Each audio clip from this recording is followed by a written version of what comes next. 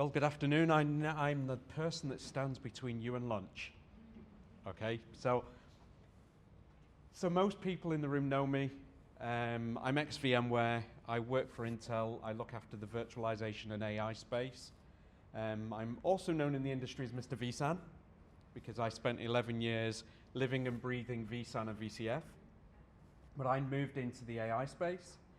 The interesting thing is, when I tell people that I work in AI and they're not technologically focused, this is the first thing that they think about.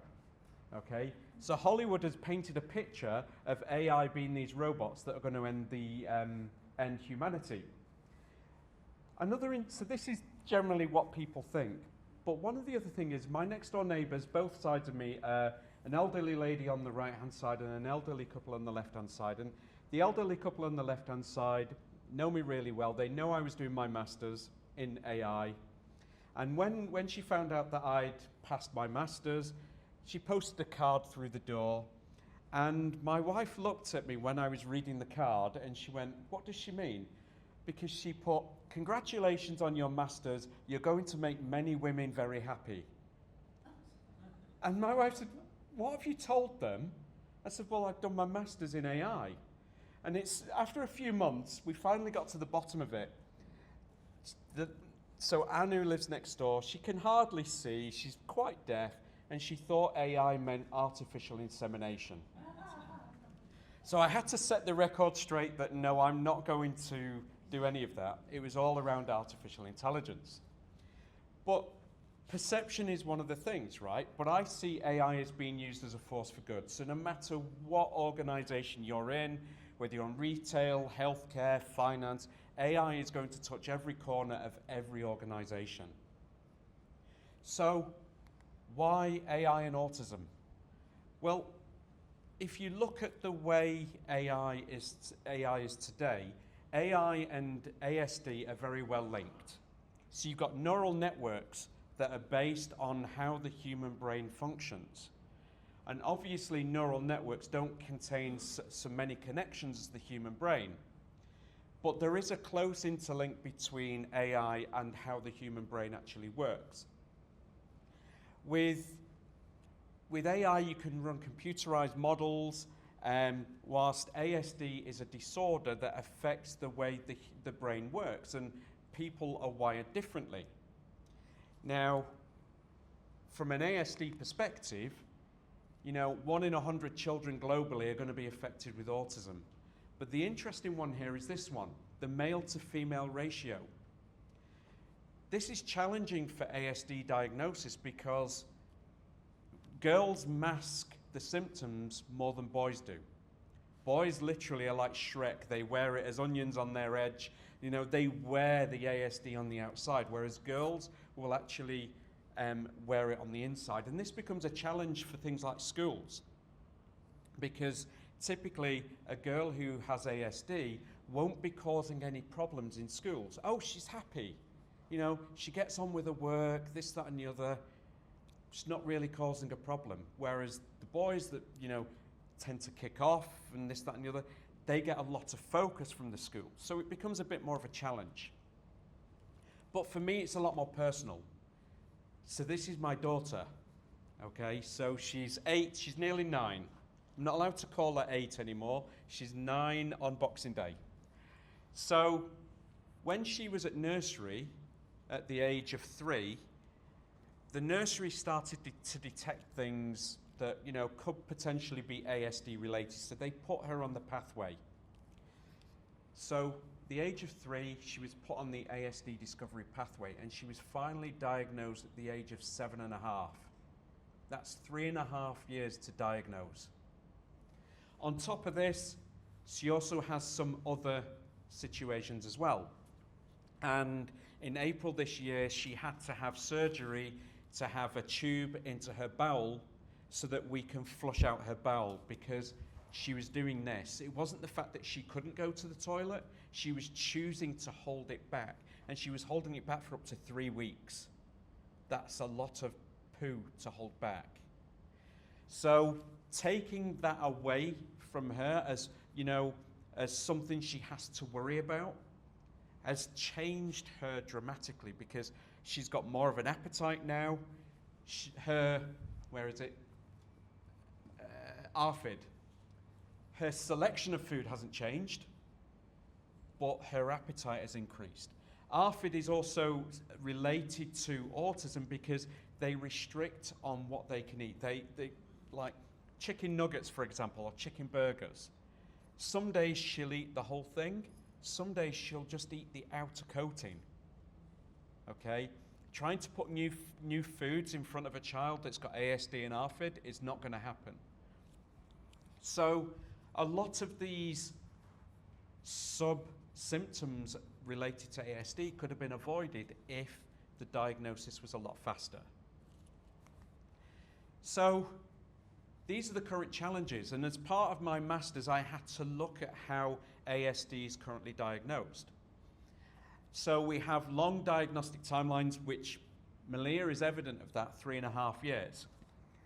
But high variability in diagnostic experience. What I mean by this is, depending on who's doing the assessments, could be very either subjective, could be very biased, they may have different criterias, so on and so forth. So this becomes a challenge as well.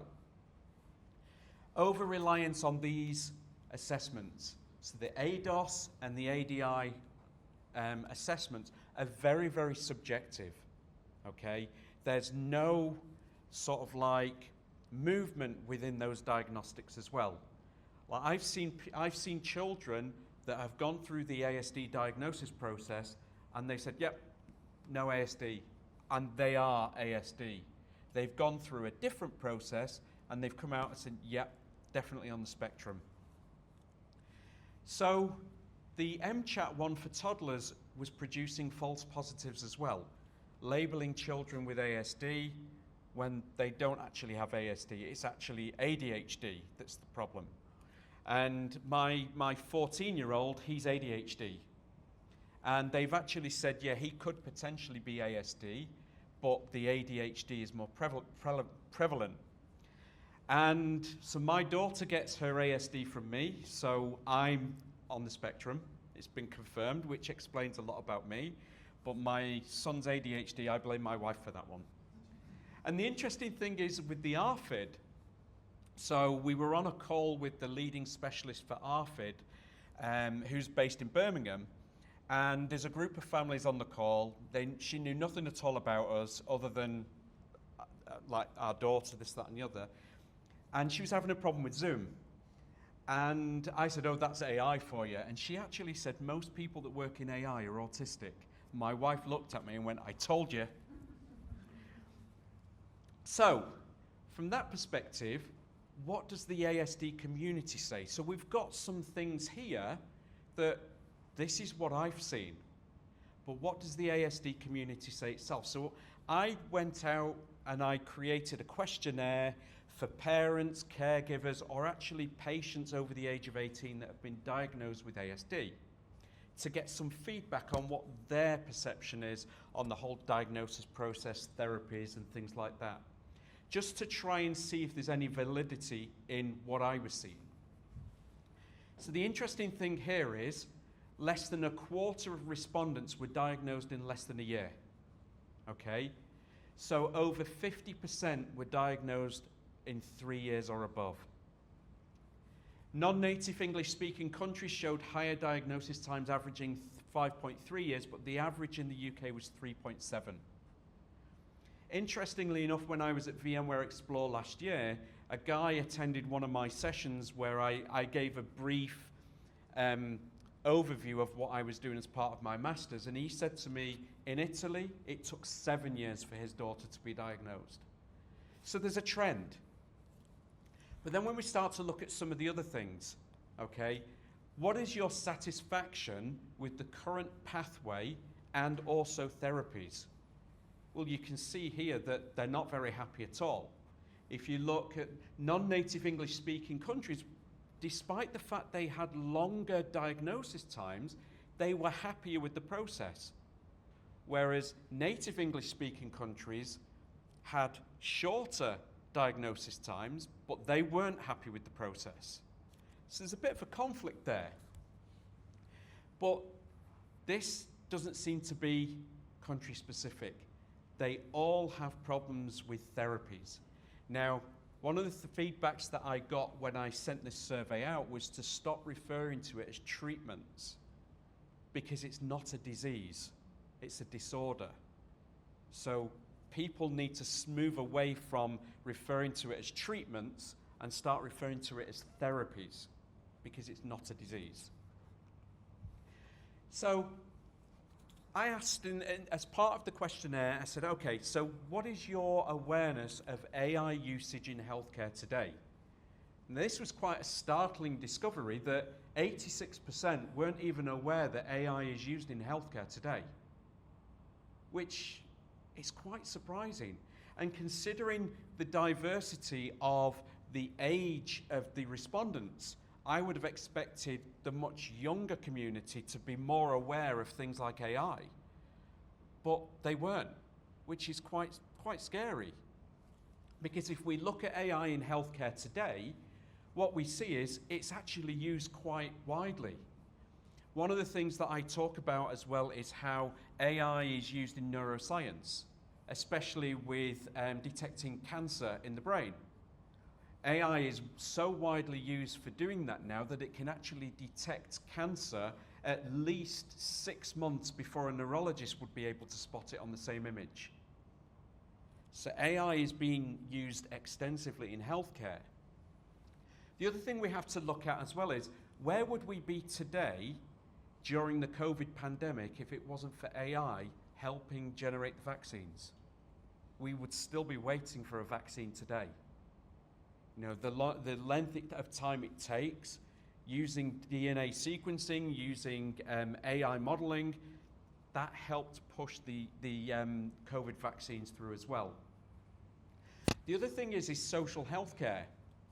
So I'm involved with AI Sweden, and AI Sweden have built this platform for their social healthcare settings where they send out community nurses to patients and whatever, and they have a tablet, and if the patient says, oh, I've been experiencing this, they can put this in as part of a generative AI function and response, and they actually can provide assisted healthcare leveraging generative AI running on the AI Sweden platform. And it's become so good that more municipalities in Sweden are onboarding themselves as part of this AI Sweden platform as well. Just so happens it runs on Intel Gaudi. So the benefits of AI in healthcare is speed, efficiency, and cost effectiveness, which for the NHS is a huge thing. And I'm one of these people that I'm a very big advocate of. The NHS needs to centralise patient records. Because like my daughter on Friday, she has to go to the Evelina in London, but they can't access her medical records from Brighton, which is stupid. I remember the last time we went to the Evelina, they said, oh, have you brought her medical records? No, we weren't asked to. Can you not access them? No, because it's a different NHS trust. That's putting patients' lives at risk. But the other benefit is for AI in healthcare is this: early interventions. In some situations like cancer, for example, that's critical. The earlier you can get in there, the better the outcome is going to be. It's the same for autism. The earlier you get in there, the more symptoms you can address before they become a problem. So, potential AI methods for ASD diagnosis. So we've got machine learning, so we can analyze behavioral data, you know, by pumping in a lot of data. It's also removing a lot of the, you know, the analysis from a very biased perspective, or this person sees it differently to this person. But also deep learning. So for identifying neurobiological indicators, because this is a challenge that today, it is a real challenge to try and detect biomarkers that can be attributed towards autism. And this is something my daughter is actually participating in a study based on this as well. So we got the invitation, and because of her complex autism, they want to invite children with such a range of autism symptoms to be able to do this neurobiological biomarker indicator test. The other thing is as well is GNNs, or graph neural networks. Neural networks is based on the human brain. So if we can use GNNs for the relationships between the neural firings in the brain, for example, this can actually help determine, who's more susceptible to certain types of autism. And I know they don't call it like Asperger's anymore or anything like that. You're on the spectrum, okay? So they've stopped naming it that way. But then CNNs for non-verbal cues. And you'll see there's a picture of the cat there because that's my daughter. She had told me I had to include a cat in the presentation because she's crazy about cats, okay? But this is a really good one because most children with autism are non-verbal. So how do you do an assessment on a child that's non-verbal? So we can use things like CNNs for monitoring video behavior. So recording them in a classroom, for example, recording them in a certain setting to see how they behave, because they're not going to talk to you. So we can see the verbal cues of things like not making eye contact, which is a huge symptom of autism. So these are potential AI usages for faster diagnosis, as well as standardizing on these protocols that could be, influenced by different people. So, therapies. So reinforcement learning. Does anyone know what reinforcement learning is? No? Okay. So reinforcement learning is telling AI how to react. And it's based on an approach of trial and error, very much like how we behave. So we do things, trial and error. If it works out, good. If it doesn't work out, we try again. That's the whole point of reinforcement learning, okay? So it's a huge benefit in this sort of scenario. But also things like wearables. And this is something that I'm looking into at the moment, is can we develop wearables that can detect sensory issues or can detect anxiety and provide feedback to a caregiver or even to the person themselves to say, you need to take a break for a certain amount of time based on what the wearable is actually detecting. So this is something that I'm heavily looking into as well, because my daughter in school, she won't communicate how she's feeling, and that's the challenge that the school have. So things like augmented reality and virtual reality become a real key player as well, because most people with autism have social skills problems. So using things like VR and augmented reality, you can actually build platforms to help people overcome their social anxiety and their social interaction deficiencies. One of the things that I've been talking to Google about is the product that they did market once called Google Glass, which is a pair of glasses, but it provides real-time information. And one of the things that we've been trialing is, can we use this technology so that if a person with autism is in a conversation, it's actually helping them to think about a response in real time. So to help with a lot of the social interaction problems that autism brings to the table as well.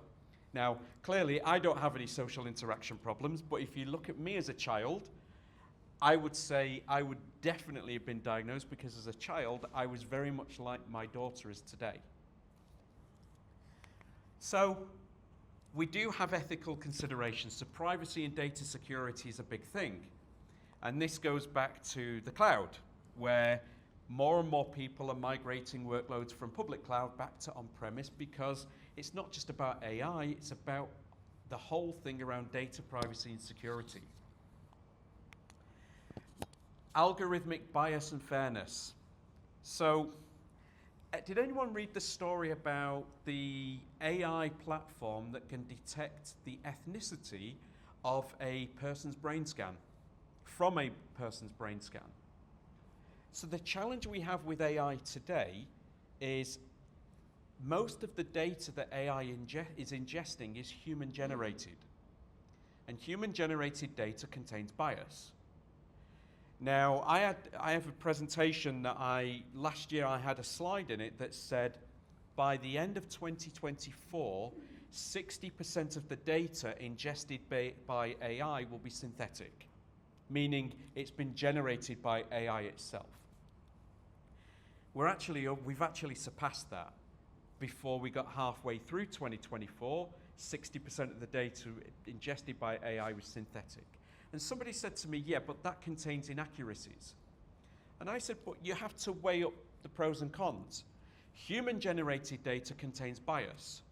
AI-generated data contains misinformation. Which is the best one? Human bias or a little bit of misinformation? So the challenge is, finding an equilibrium between both. One thing we don't want to do is for AI to become self-aware, because if it looks at us as a human race, it's going to go, what the hell are these guys doing? But there we go. That's the Terminator scenario, right? So transparency in AI decision-making, this is critical. We need to be completely transparent about how AI is making its decisions. We can't just let something run off and start making decisions willy-nilly. We need to understand, we need some controls over the decisions that are actually made. Nobody press that big red button. But then, this is critical as well. We need for public, professional education about AI. My survey data clearly showed that people are not aware of the usage of AI in healthcare today. So education is paramount, not only to raise awareness about AI, but to also get buy-in from the public. People do think of the Terminator, and this is a perception that Hollywood has created. So being able to educate the public that AI is a force for good can actually sway the arguments of, we can actually do this diagnosis faster, we can tailor treatments, I nearly said the word myself, therapies towards an individual based on decisions from AI. So the future, we've got different things like developments of AI models for ASD variability. So every person with ASD is different. They're all going to have different symptoms. They're all going to have different levels of symptoms. Some symptoms are going to be really subtle compared to some that will actually be more prevalent. And being able to distinguish the difference between ASD and ADHD, for example, because some of the traits are actually quite linked together. And we're finding this with my 14-year-old, that his ADHD is a lot more prevalent than his ASD. So we need to do long-term studies to assess these interventions. And what I mean by interventions is things like the augmented reality and the virtual reality and sensory wearables, the feedback that it provides to the patient or the individual, so on and so forth. Again, I can't reiterate so much on this, the public and professional awareness. My daughter was seeing a psychologist, and the psychologist wasn't even aware that AI is used in healthcare, and she's a healthcare professional. So, we have to start somewhere and bring this to the awareness as well. But also things like neuromorphic AI. So neuromorphic AI is designed, we have neural networks, but neuromorphic AI mimics more the way the human brain works, okay? So this is something that Intel is really working on in the Intel labs, is developing an AI that mimics the way the human brain works in its entirety. So neural networks is great. I use neural networks in my astrophotography processing to remove stars and blur from the images as an automated process using AI. But neuromorphic is taking it that step further and much, much closer to how the human brain works. So the outlook is, you know, early intervention, better therapeutic outcomes, you know, being able to offer real-time feedback, social skills, things like that as well. Integration of AI into existing healthcare systems. This is something that I'm actually talking to Wes Streeting about as well. So I've been invited to, as part of a consultancy type thing, to talk about how AI can be leveraged by the NHS, because the NHS is bleeding money and they need to save a lot of money, and AI can actually help there at speeding things up. Collaboration between healthcare professionals, the public, vendors like Intel, vendors like VMware, or VMware by Broadcom. You know, they all need to come together, and we all need to form this equilibrium and go forward with it together, rather than one organization going along doing something else and not letting anybody else know. And social care. Again, I'd advise you to go and have a look at AI Sweden and what they're doing, because their social care system based on the AI generative feedback is phenomenal. And like I say, it's become such a success that they're expanding out. More municipalities in Sweden want to come on board with this as well. So the question is, can AI be used to help with ASD diagnosis and therapies? The answer is yes.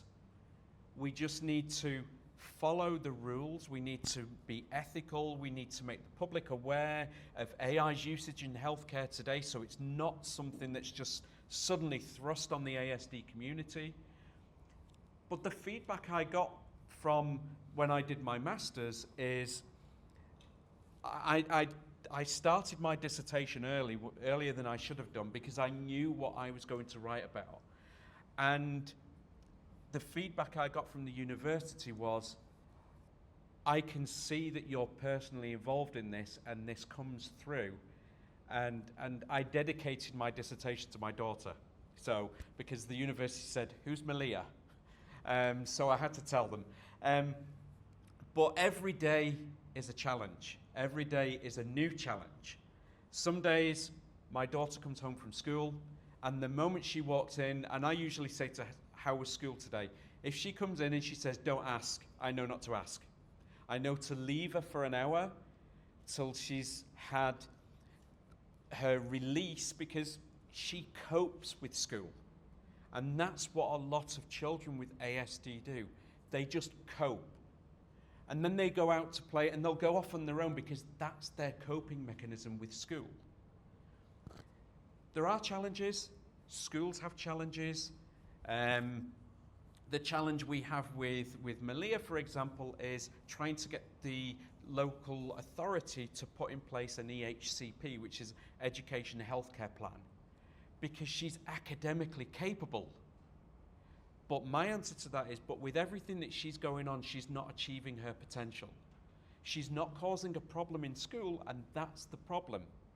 Because she sits there, she's quiet, she won't ask for anything.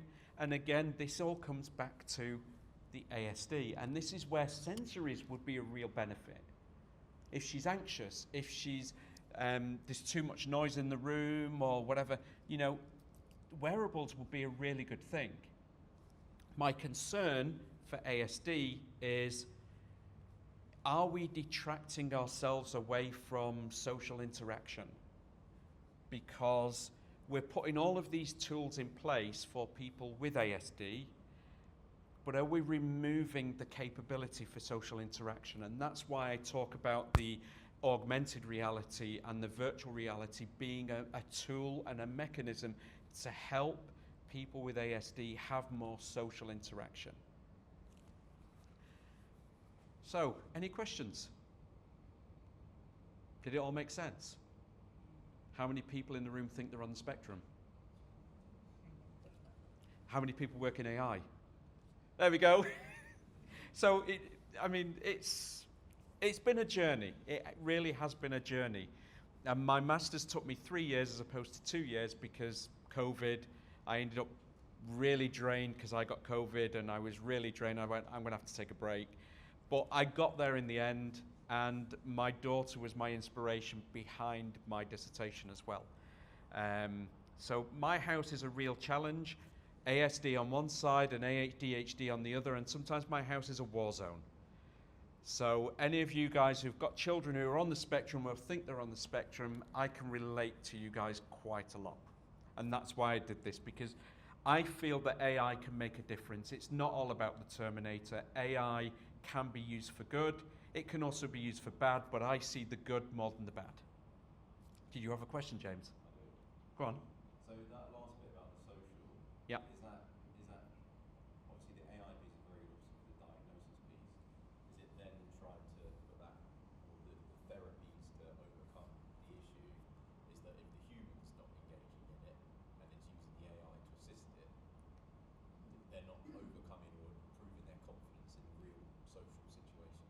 Is that what you're trying to say? Yeah, so it's more around, you know, people with ASD are generally socially withdrawn. Yeah. So, and they don't know how to respond. And one of the things that, especially children with autism, is they don't react to sense of humours, for example. Or like my daughter, she won't ask for anything. Okay, when she's in school, she won't ask. Oh, I need this, she won't ask. Okay, so it's about building a mechanism that helps them maybe understand people's, you know, like when they're making a joke, for example, or they've got a bit of a sense of humour, how would I react to that? So it's about helping them discover that you can have these social skills, but it's just going to take time. And it's, like I say, it's based on a real-time feedback thing where they can go into the augmented reality environment, they can have an interaction, and you can base it on what their response is going to be, and AI can look at what their response is going to be and say, well, actually, you know, if you did this and this, you know, basing it around that as well. So it's reinforcement learning, trial and error. Any other questions? Yep. So when you talk about yourself as a kid, you're a lot more akin to your daughter's traits. As you've grown up, Yep. do you still see those traits within yourself now? Sometimes, and it's something that, like, one of the things with autism is you become very stuck to your routine. And if something destroys your routine, everything goes downhill. I'm quite a lot like that, and my wife has pointed that out to me so many times, that you've got a routine in the morning, and if that routine breaks, you have a shit day. Yeah, that's me, okay? My daughter's the same in that aspect. Before she goes to bed, if she's not done a certain number of things, trying to get her to bed is no-go. In the morning, she wakes up, she's got a routine, okay? And that's one of the things. When I was at school, I was very socially withdrawn. I was the quietest person in the school. I always preferred time on my own rather than time with other people. And I can see that behavior in my daughter as well. There are other traits that my wife says, yep, that's your autism. My attention to detail, for example. I'm quite meticulous, and I go in for the detail, which when I was in VMware Global Support Services, that was brilliant because I pay attention to detail. Whereas when I moved over to pre-sales, that became more of a challenge, because whilst in Global Support Services, you can be very black and white with the customer, in pre-sales, you've got to be a bit more political. So like asking the question, so in your current environment, what doesn't work? Well, if you've deployed that environment, you're going to go defensive and go, well, everything works fine. But if I said to you, so in your current environment, if you could do something differently, what would it be? You're going to be a lot more responsive to that. And those are traits associated with ASD, because ASD, you do become very focused. You do become very meticulous to detail. And that's something that my daughter has. There's this puzzle where, and I haven't got the pattern recognition skills that she's got. So it's a puzzle where you had to put all of these shapes into a template. And I sat there for an hour trying to figure it out. And at 7 years old, she said to me, let me try. She took it off me and she did it in 30 seconds. So there are, like I said before, there are symptoms that are shown in certain individuals with ASD that are not shown in other individuals with ASD. I don't have the pattern recognition skills, but she does. But there are also traits that are associated that are cross-platform between people, like the social skills, the attention to detail. When she draws her pictures, the detail that she puts into the pictures is just like me. So I can relate to a lot of the things she does. My wife gets very frustrated because I'm on the spectrum, she's on the spectrum, and sometimes it's crazy. So, yeah. But it's one of the things you have to live with, and like I said, if there was a diagnosis process when I was at school, I would have been diagnosed. Any other questions? By the way, it's freezing down this end of the room. It's colder down here than it is outside. You not got any questions, Chris? He's thinking. You got a question? Yeah, obviously you've grown up with it. Yeah. And what you've lived through has made you the person you are. Yeah. And it's given you the personality you've got now. Yeah. Do you think there's any sort of danger of more AI starts diagnosing things early, starting to change society more, make it more homogenized? That's actually a really good question. So the question there is, can AI diagnosing things earlier cause problems further down the line as you develop career-wise, so on and so forth? And that is actually a really good question, because when Malia when they put her on the pathway for diagnosis, I was very against it because I didn't want a label.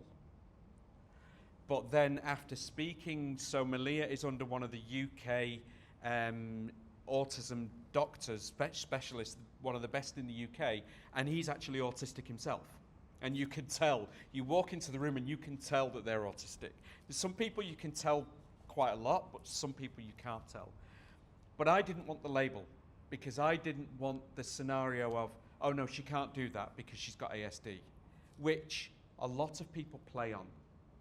I'm very firm and I say no, and she knows she's got autism because we've sat down and told her, and sometimes she'll say, yeah, I can't do that because I'm autistic. I went, you can do that, and autism isn't going to stop you from doing that.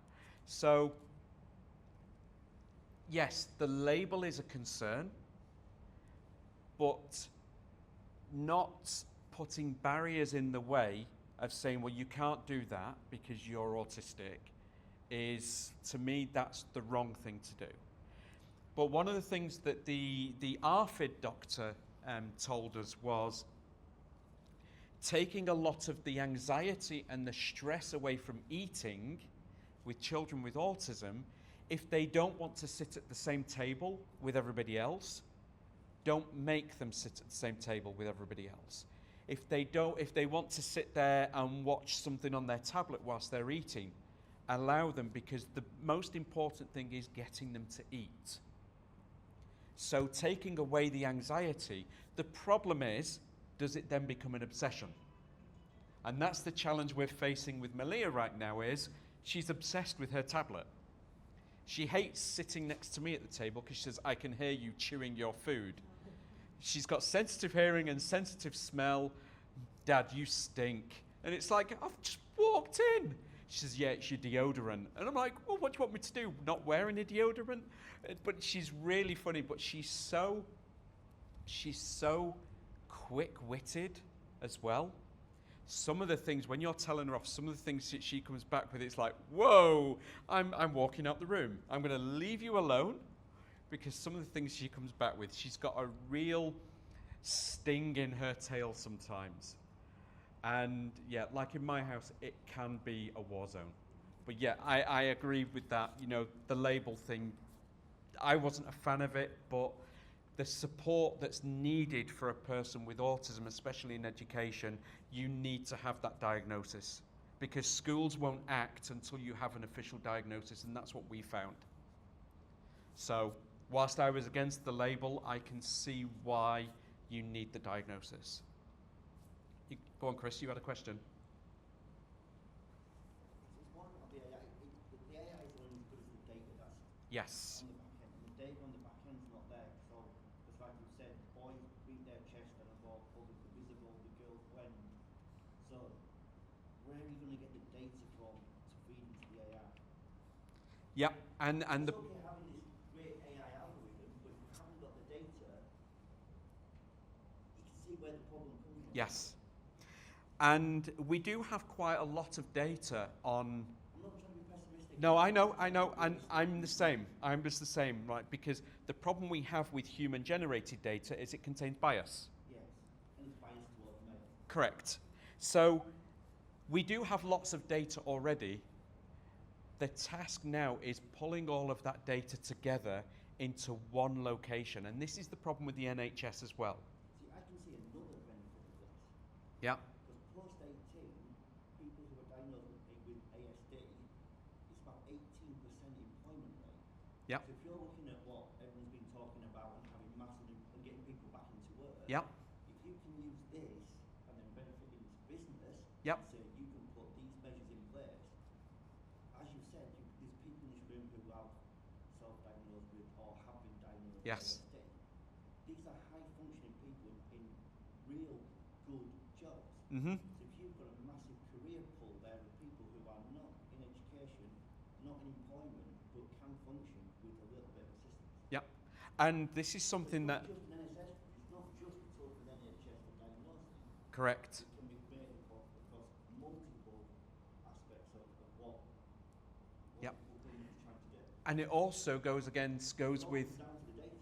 No, but it also, from an employment perspective, and this is something that I raised a couple of years ago with Intel, was, we talk about diversity and inclusion, but it's generally around gender, religion, so on and so forth. What about neurodiversity? So could you use this for interviews? Because interviews are biased for neurotypical people. Yes. So they are biased against neurodiverse, which is why you get a strong sense of people with neurodiversity who are not employed. You know, there's a legal firm in London right now, and they're solely interviewing ASD. Mhm. They won't recruit anybody that's not autistic. Yeah. If you Because look at the, point focused. if you look at the professors at Cambridge, they say the people that study on their advanced mathematics course, Yeah. the ones they worry about are not ASD. Yeah. So here's a question, and I'm just going to put this out there. What if neurodiversity is the next evolution of the human race? Well, what if it's the new norm, right? Because if everybody normal doesn't mean anything, right? No, normal. There is no High normal. percentage of people are similar, right? Yep. That's normal, but Yep. it doesn't actually mean anything. Yeah. The lady's showing the stop sign now, so that means it's lunchtime. Listen, thank you very much, guys. Get you to shut up.